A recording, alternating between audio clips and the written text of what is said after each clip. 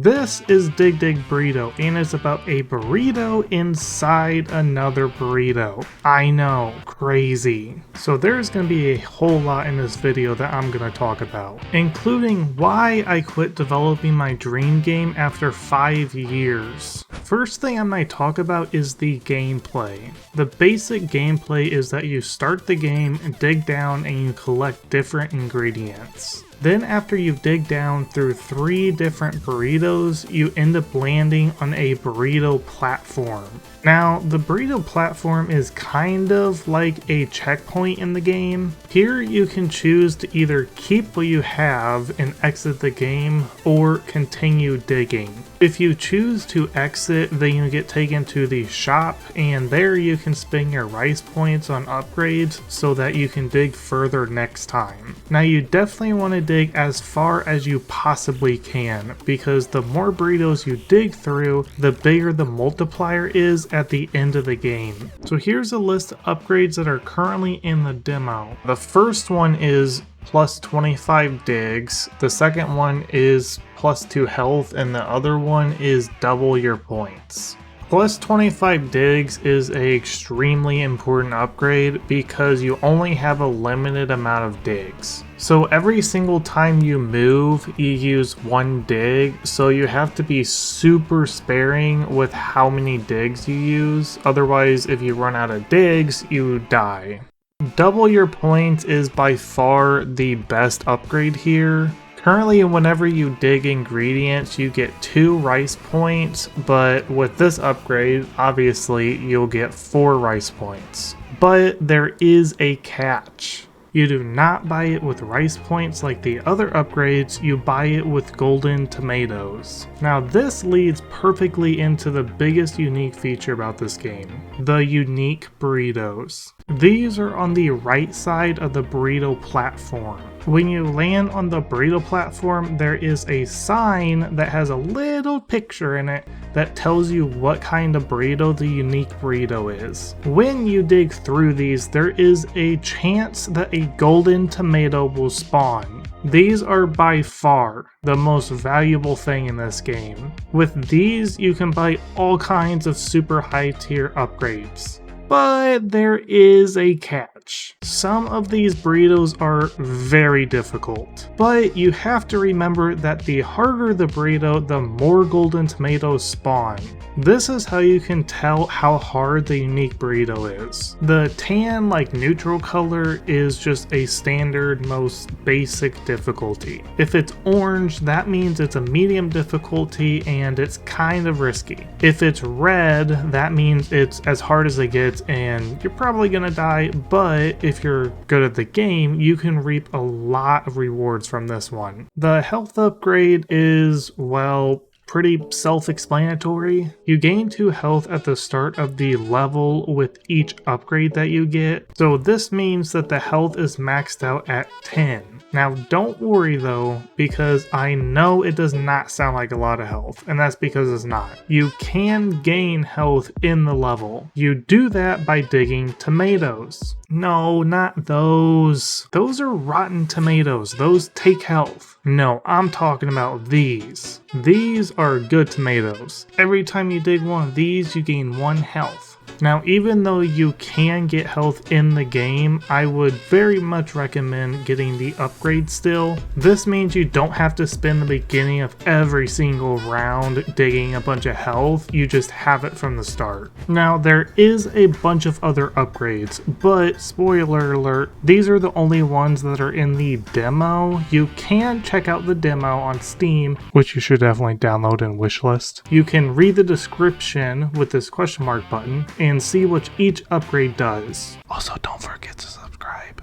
So my big goal with this project was to make it to where I had a bunch of different modular and flexible designs in the game to make it much easier to develop. This is a really big problem that I have with most of my projects, including Quest. So one of the big things that I decided to use was something called scriptable objects. Learning how to use scriptable objects for this game was a huge lifesaver. If I still program like I did a few years ago, I would have more spaghetti in this game than an Olive Garden. Now I am not even close to a professional programmer, like at all. Furthest thing, well, not furthest thing from it, but you know. If someone wanted to look at the code for this project, I wouldn't be embarrassed unlike before. Now, the big thing that was totally new to me was the big S word. I don't know what you're thinking. I'm talking about Steam. You know, the biggest game distributor in the world right now? I have never uploaded a game to Steam, so let's start from the beginning. For those that do not know, to upload a game to Steam is very different than any other game website. It's not like Itch or GameJolt or anything like that. In order to even have a Steam page, you must give the Steam gods a fat USD $100 bill. This is how Steam prevents the entire platform being infested with a bunch of acid flips. When I was setting up my Steam page, I was extremely intimidated by all the things Steam requires. Steam requires so many things in order to even have your page up, let alone a playtest or demo. But I was quite lucky because I remembered a video that Jonas Tyroller made, or I believe that's how you say his name. This was extremely helpful. It helped me a ton with making the page look good and also optimizing it. After a little while of having a Steam page up, I decided that I wanted to do a playtest. This way I could try actually uploading a build of the game and having it public. After quite a bit of research and looking through the Steam documents, which were very helpful, I ended up getting my first ever public playtest out there on Steam, which was just an awesome feeling to have a game on Steam that you could actually download and play. Now, of course, with the master game designer that I am, it was a massive hit. No, it wasn't. I got basically no feedback. But that's okay, that wasn't really the point of the playtest, it was mostly just to upload it and see if everything broke. Luckily, nothing did, which means it was a win. After about 2 months of the playtest being out, I decided to upload a true demo. Now, whenever you put a demo on Steam, you can either put it on your main Steam page or make a separate demo page for it. I decided that the best thing for my game was to make a separate demo page. This way people could leave reviews on the game, which would be extremely helpful. So, after a little bit preparing, I launched the demo. And guess what?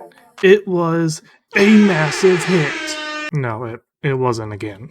But it did perform a whole lot better than the playtest, and that's probably because Steam actually treats it like a game launch. Well, kind of more like a mini game launch. Now, the next step is Steam Next Fest. For those that do not know what Steam Next Fest is, it's like a normal Steam sale, but instead of games being for sale, it's where a bunch of games release a demo for free. And often these demos are only available for a limited time. Now, my demo is going to stay up forever, but that doesn't mean that it's a waste of time. Steam Next Fest gives your game a ton of visibility and it drives a crazy amount of traffic to your game. Now, my goal is just to have it generate a decent amount of wish lists, not a crazy amount, but a decent amount, and also just get more eyes on the game to get people more interested.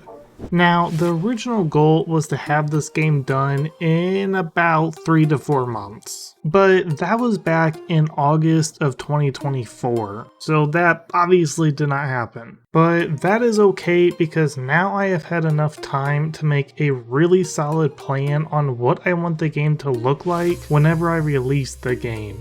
And speaking of launch, it will be coming out this year. I'm not 100% sure when this year it comes out, but it will definitely be this year. If I had to guess, it's probably going to be late summer, early fall, somewhere around there. But it may be earlier, I don't know, it just depends if I get everything developed in time. I'm not able to work on the game full time, so it takes quite a while to get anything done. And now for the elephant in the room. Quest. For those that do not know, Quest is a game that I've been working on for 5 years on this channel. The last devlog I released on the game was February 2nd of 2024. Now, I did actually work on it for a little bit after that, and I even got most of a devlog edited. But I ended up getting super burnt out and also was just very busy in real life. And I was also just kind of way in over my head on the project. It was really big for me at the time, so Quest kind of just got put on the back burner. Now I do hope to return to the game after I launch this game. I don't know when that will happen, but I will tell you it's definitely going to happen at some point. Quest is by far my biggest project, and I was way in over my head at the time, but I have greatly improved as a game dev, and I believe that with the current skills I have now, I am able to make the game how I wanted to. And that's also part of the point of this entire project, is to help develop my skills and releasing a real game on Steam instead of releasing my big huge game that I've been working on forever on Steam and it being a terrible launch. Anyway, I hope you enjoyed the video. If you liked the video, like and subscribe. Also, don't forget to wishlist Dig Dig Burrito on Steam. The link is in the description. And I will be making another video when the game comes out, so stay tuned for that. So see you next time. Bye!